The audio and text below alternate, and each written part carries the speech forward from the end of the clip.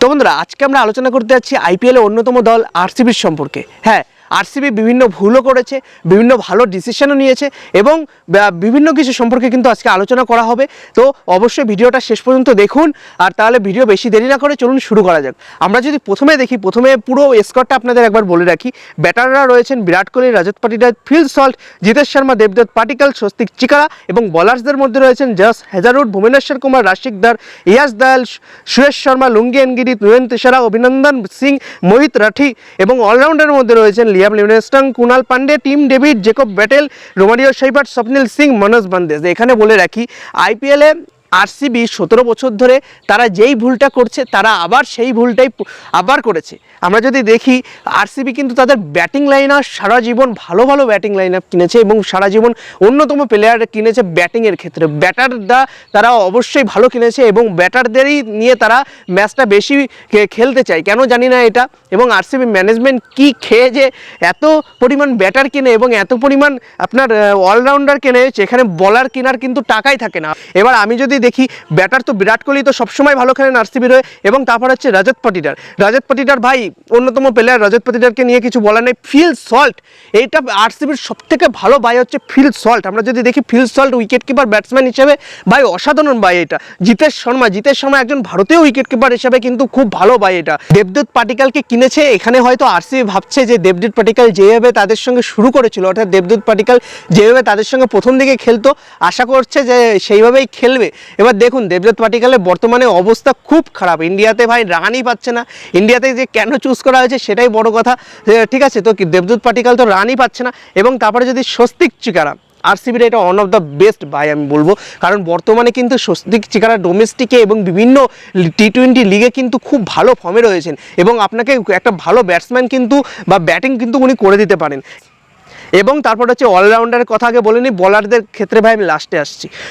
Allrounder ক্ষেত্রে Liam Livingstone একটা ভালো বাই, কিন্তু বলা যায় না কোন দিন মার খাবেন, কোন দিন ইনি মারবেন ভাই, ইনাদের কোনো ঠিক নেই। অলরাউন্ডারের ক্ষেত্রে ইনারা 10টা ম্যাচ পুরো চলে গেল রান ছাড়া চলে গেল, 10টা ম্যাচ কোনো উইকেট ছাড়া চলে গেল। আবার এরকমও হতে পারে আরসিবিকে এমন কিছু জাদু দেখিয়ে দিলেন যে কাপ পেয়ে গেলেন, হতেই পারে, না হওয়ার কিছু নেই। কুনাল পান্ডিয়া ভাই এভারেজ ছিল, এটা তেমন ভালো বলবো না খারাপও বলবো না। টিম ডেভিড হচ্ছে এমন একটা প্লেয়ার, ওই 5টা ম্যাচ গিয়ে একটা চলে, ঠিক আছে। তো টিম ডেভিড ভাই এভারেজ, এখানে অতটা ভালো বলবো না টিম ডেভিডকে। জেকব ব্যাটেল, আমি বলেছিলাম জেকব ব্যাটেল এই প্লেয়ারটাকে আরসিবি প্রথম দিক থেকে যদি খেলায় না ভাই, যদি 3 নম্বরে খেলায় আরসিবি, তাহলে ভাই একটা ভালো ব্যাটসম্যান এবং একটা ভালো আপনাকে 2-3 ওভার বের করে দিতে পারবে। তাই আরসিবির ম্যানেজমেন্টের কাছে আমার অনুরোধ, প্লিজ জেকব ব্যাটেলকে আপনারা প্রথম ম্যাচ থেকেই খেলান, দেখবেন খুব ভালো খেলবে হচ্ছে এই জেকব ব্যাটেল, ইংল্যান্ডের 23 বছর বয়সী প্লেয়ার। আমরা যদি তারপরে দেখি রোমারিও সাইফার্টকে আপনারা প্রথম দিক থেকে ভাই চান্স দিন, কারণ এরা হচ্ছে রাসেল টাইপের প্লেয়ার, আপনাকে বলও করে দিতে পারবে, আবার পাওয়ার হিটিংও করে দিতে পারবে। তো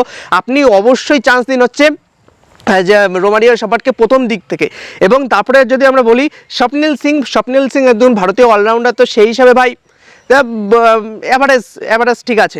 মনোজ বান্দেজ ভাই বর্তমানে দেখার বিষয় হবে কতটা ভালো খেলেন, অলরাউন্ডার হিসাবে কিনেছে আরসিবি। এবং বলারদের ক্ষেত্রে এবার বলি জশ হেজালউড ভাই, 12 কোটি টাকা দিয়ে আপনি যখন জশ হেজালউডকে কিনেছেন, আপনি কেন কিনতে পারবেন না মিচেল স্টার্ককে? 11 কোটি টাকায় চলে গেছেন দিল্লিতে, কেন কিনতে পারবেন না আপনি মোহাম্মদ শামিকে? কেন কিনতে পারবেন না আপনি কাগিসো রাবাডাকে? কেন কিনতে পারবেন না আপনি জোফরা আর্চারকে? একটু বলুন তো, আরসিবি ফ্যানরা একটু ভেবে বলুন যে কেন জশ হেজালউড, কেন মিচেল স্টার্ক নয়, কেন কাগিসো রাবাডা নয়, কেন জোফরা আর্চার নয়, কেন টেন বোল্ট নয়? খুবই হতাশাজনক ব্যাপার। কেন তো আপনার মোহাম্মদ শামি নয়? খুব হতাশাজনক ব্যাপার এখানে ভাই। জশ হেজালউড হয়তো ভালো, কিন্তু 12 কোটি টাকা দিয়ে আপনি কিনছেন, তো সেই হিসেবে আপনারা টাকা যখন আপনার হাতে পার্স আছে, তাহলে ভাই কেন ছুটবেন জশ হেজালউডের উপরে? আমি ভাই 20 কোটি টাকা দিয়ে আমি মিচেল স্টার্ককে কিনবো, 11 কোটি টাকায় চলে গেছে, বেশি যেত তাও কিনতাম, মিচেল স্টার্ককে কিনতাম। জানি না ভাই আরসিবি ম্যানেজমেন্ট কী ভাবে। এবং তারপর হচ্ছে ভুবনেশ্বর কুমার, এটা ভাই বেস্ট বাই বলবো, আরসিবি এটা বেস্ট বাই করেছে, দুইজনকে ভালো বাই করেছে, ভুবনেশ্বর কুমার আর ফিল সল্ট, এই দুজনকে ভাই ভালো বাই করেছে আরসিবি।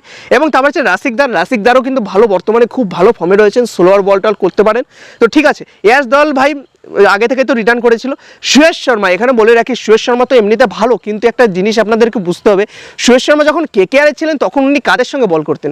বরুণ চক্রবর্তী এবং সুনীল নারিন। তো উনাদের সঙ্গে উনি ভালো বল করতেন, বা কয়েকটা ম্যাচ তিনি মারও খেয়েছেন শিবম দেবের কাছে, ডেভিড মিলারের কাছে, তো বিভিন্ন প্লেয়ারের কাছে তিনি কিন্তু মারও খেয়েছেন। এবার দেখার বিষয় হবে যে তিনি একা কী করেন। ওখানে তো ভাই কলকাতার কাছে দুটো পুরো একদম স্পিনার ছিল, তো সেখানে আপনি হয়তো ভালো খেলছেন, কিন্তু এবার দেখার বিষয় হবে যে আরসিবি একজন ইয়ং স্পিনারকে নিয়েছে, এখানে কি করে সেটা দেখার বিষয় হবে।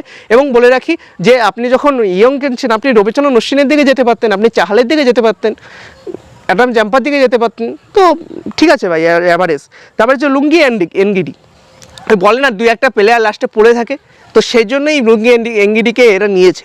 এবং তারপর হচ্ছে নয়ন তুষারের ক্ষেত্রে ভাই ওই একই ব্যাপার।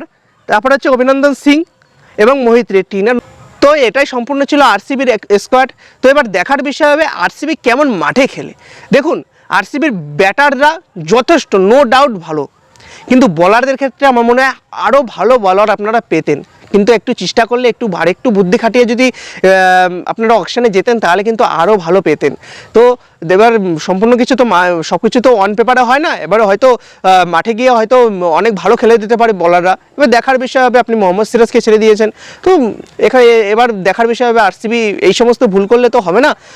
আমার ওপিনিয়নে আমি যদি বলি যে আরসিবিকে আমি 10-এর মধ্যে 5 দেবো, 5-এর বেশি ভাই না, কারণ আপনি ব্যাটসম্যান বল আর অলরাউন্ডার ভালো কিনেছেন, কিন্তু আপনি বলার একদমই অতটা ভালো না। স্পিনার তো নেই, একটা স্পিনার আপনি কিনেছেন, তো সেখানে একটা নাম করা স্পিনার কিনেছেন, তো সুয়েশ শর্মা তাও নাম করা না ভাই, নতুন স্পিনার, যুবক স্পিনার। এবার দেখার বিষয় হবে যে তিনি কেমন বল করেন। তো বন্ধুরা, আপনাদের কি মনে হয় আরসিবি কেমন করলো এবার অকশনে, অর্থাৎ কেমন তাদের টিমটা সাজিয়েছে? অবশ্যই কমেন্টে জানাতে ভুলবেন না, এবং আপনারা কত দিতে চান, 10-এর মধ্যে কত দিতে চান আরসিবিকে, অবশ্যই কমেন্টে জানাতে ভুলবেন না। আর ভিডিওটা যদি একটু ভালো লেগে থাকে তাহলে একটা লাইক করে দেবেন, আর অবশ্যই প্লিজ প্লিজ প্লিজ একটা সাবস্ক্রাইব করে বেল আইকনটা অন করে রাখুন। তাহলে বন্ধুরা, আজকের জন্য এটুকুই, দেখা হচ্ছে আরেকদিন আরেকটি ভিডিওতে। ততক্ষণের জন্য ভালো থাকুন, সুস্থ থাকুন এবং ক্রিকেট দেখতে থাকুন। ধন্যবাদ।